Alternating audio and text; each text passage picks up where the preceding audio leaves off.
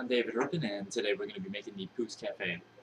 Now, Pousse Cafe stands for pressed coffee in French, but it also stands for an entire category of mixed drinks, a preparation technique when speaking of mixed drinks, and a drink itself. So originally it was a drink, and it wasn't layered, like the style would suggest. It was actually printed as early as 1851, and it calls for the maraschino bitters and a curacao and brandy. Now, even Jerry Thomas's 1860 book, 1862 book suggests that the drink is not layered. Now, given the time frame of the corpse survivor and the scaffa, it's very likely that the Pousse Cafe took those principles from those two drinks and applied it to itself. So, because you look even as early as 1855, there's several recipes for a for a Pousse Cafe. So today we're going to use one of the earliest recipes when it began to be layered. So this was approximately around 1860. Um, the I mean, I'm sorry, 1870. Uh, after or prior to the release of Harry Johnson's book and after Jerry Thomas's book, in between there.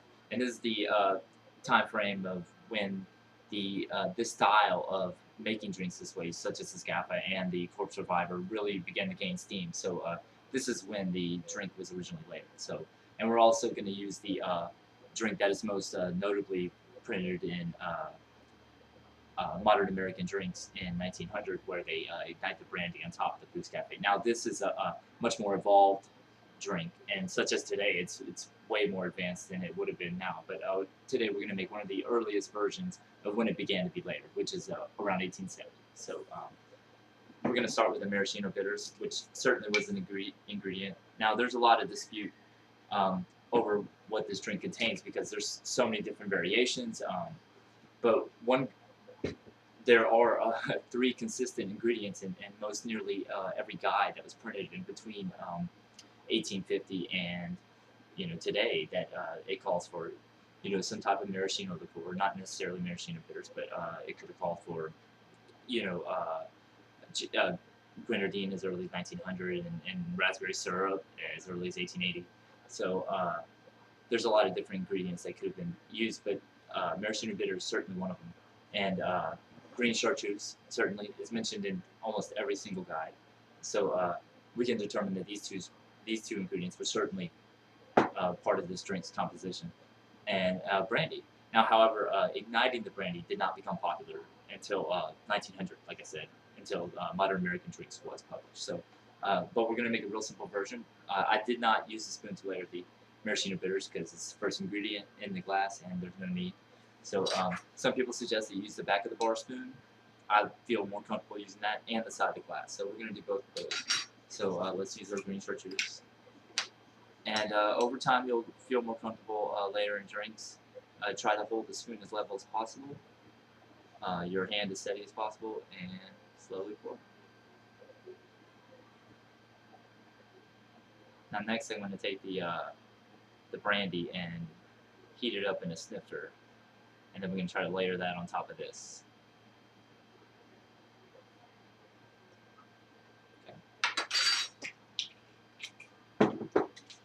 You can use about an ounce of brandy.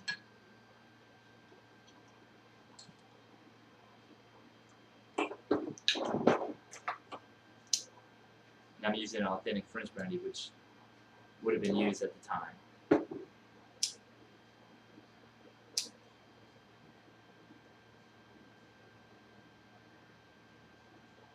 This the Pousse Cafe, of course, given its name, it has very strong French influences, which also would indicate why brandy and chartreuse are ingredients in the drink. However, it does have Spanish influences as well. So now that we get this nice and heated up, I'll layer this.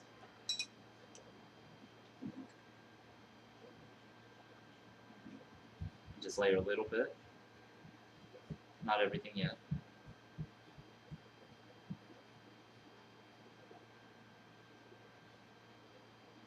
just to get a little thin layer on top, and then we're going to ignite it. And then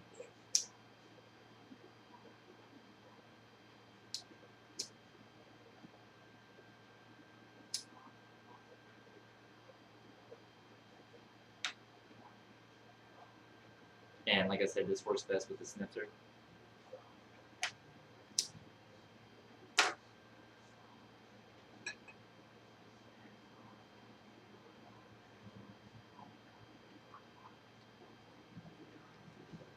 There you have it.